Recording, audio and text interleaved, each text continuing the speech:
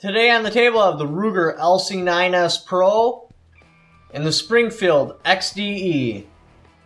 You will see a price split of somewhere around $86, the XDE being about $86 more.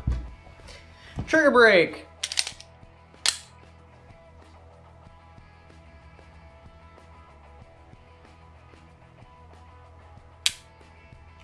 The XDE is hammer fired, so you are going to get a very nice trigger brake. Pretty common with hammer fired firearms. Now this does have it's a double single, so you can fire it with the hammer down.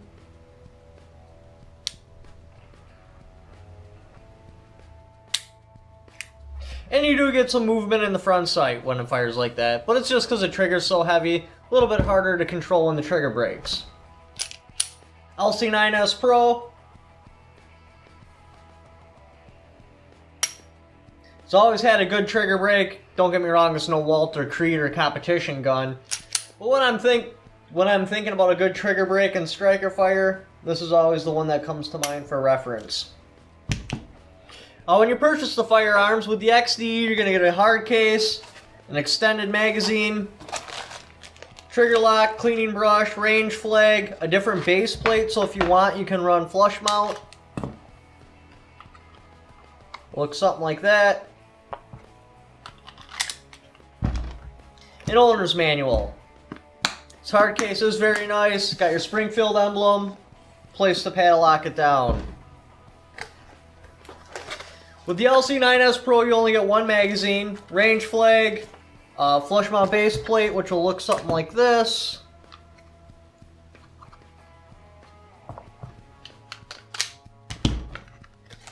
Owner's manual, stickers, firearm lock, and only one magazine. Can't remember if I already said that.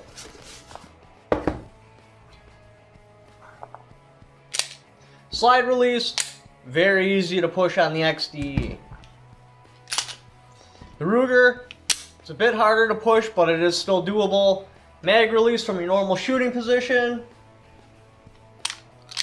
is doable on the Ruger. It's kind of hard to hit though because of how the button is. It's just kind of small. XDE, very easy to push. The button's also ambidextrous. The only thing that's not ambidextrous is your slide release, but you can just slingshot it back. So this will work really nice for left-handed people. This is not ambidextrous. Racking the slide itself is quite a bit harder on the Ruger than on the XDE. This is a very easy slide to rack. I wish there was a way I could measure it, but it's got to be probably half as hard. This is probably twice as hard to rack as the XDE. Very simple. Sights, they are both very good. I do prefer the XDE's sights more. You got your fiber optic front sight.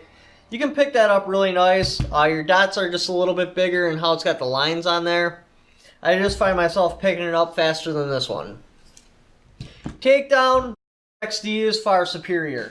You lock your slide to the rear, eject your mag, flip your takedown lever up, slide comes off. The Ruger, what you have to do is put it to right there, slide this little gate down, and then tap out your pin. It's not too terribly hard, but it's definitely easier with the XDE. This version does not have an external safety. I like that a lot. With concealed carry guns, I want to keep them as simple as possible. It's also got a cut so you can see if it's loaded, see if there's brass in there. Your XDE's got a range flag, or not a range flag, a loaded flag. Not really a fan of those, but I mean, I guess you do get an advantage because if you can't see, you can always feel the top of the firearm and see that it's loaded. This does have a safety and a decocker. So you can decock the hammer, and then put it on safety, or you can have the hammer back on safety, or you can just decock the hammer and have it off safety. Very nice, gives you a lot of options of what you want to do if you're going to carry this. This does have an accessory rail. The Ruger does not. Now what would I pick? The XDE or the Ruger LC9s PRO? For concealed carry, I'd probably go with the Ruger LC9s PRO. It just kills the XDE in every spec. size, weight, shape, price. You only get one mag with this though. Now, if the primary use of the firearm is going to be, you know, like something I'm going to use at the range, or if I might double this up also as a nightstand gun because of the accessory rail, the extra capacity, because this one you get an 8-round mag with your pinky extender that you can run flush mount, an extended 9, the Ruger you get a 7 that you can run as flush mount. Then I would pick this. But using this as a concealed carry gun, I just wouldn't. I mean, if it was in 45, that would change everything, because I'm not going to lie, I'm a 45 fan.